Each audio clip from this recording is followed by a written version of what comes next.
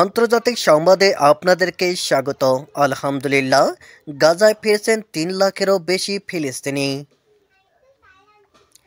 গাজা উপত্যকার উত্তরাঞ্চলে প্রবেশপথ খুলে দেওয়ার পর হেঁটে বাড়ি ফিরেছেন 3 লাখেরও বেশি ফিলিস্তিনি।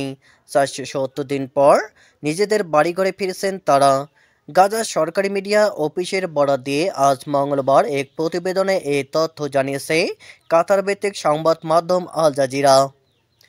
প্রতিবেদনে বলা হয়েছে 3 লাখেরও বেশি মানুষ গাজার দক্ষিণাঞ্চল থেকে উত্তরাঞ্চলে প্রবেশ করেছে। তবে ফিলিস্তিনিরা উত্তরাঞ্চলে ফিরে এসে ধ্বংসযজ্ঞ ছাড়া আর কিছুই খুঁজে পাচ্ছে না। তারপরও প্রায় 15 মাস পর নিজেদের এলাকায় ফিরতে পেরে উচ্ছ্বসিত এখানকার বাসিন্দারা। এর আগে স্থানীয় সময় সোমবার সকাল 9টায় সামরিক অঞ্চল নেট জামিন করিডোর গাড়ি চলাচলের জন্য খুলে দেওয়া হয়। এর 2 ঘন্টা পর পায়ে হেঁটে প্রবেশের অনুমতি দেয় ইসরায়েলি সামরিক বাহিনী।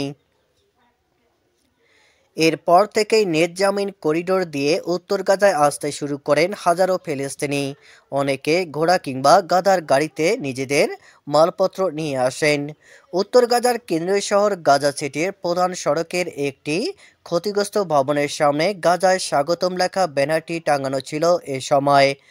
বার্তা সংস্থা এএফপির বরাতে প্রতিবেদনে বলা হয়, প্রবেশপথ খুলে দেওয়ার 2 ঘন্টার মধ্যে 2 লাখেরও বেশি বাস্তুচ্যুত মানুষ হেঁটে গাজায় ফিরছে।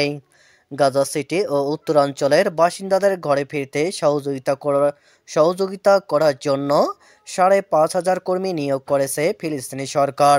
এদিকে জাতিসংঘের বিশেষ দূত এবং স্বাধীন বিশেষজ্ঞরা বলেছেন, অধিকৃত পশ্চিম তীরে ফিলিস্তিনিদের ওপর ইসরায়েলের দমনপীড়ন ক্রমশ বৃদ্ধি পাচ্ছে এবং এর কোনো শেষ দেখা যাচ্ছে না। উল্লেখ্য, 2023 সালের 7 অক্টোবর থেকে গাজা উপত্যকা শুরু হওয়া ইসরায়েলি হামলায় এখন পর্যন্ত 47,317 ফিলিস্তিনি নিহত হয়েছে।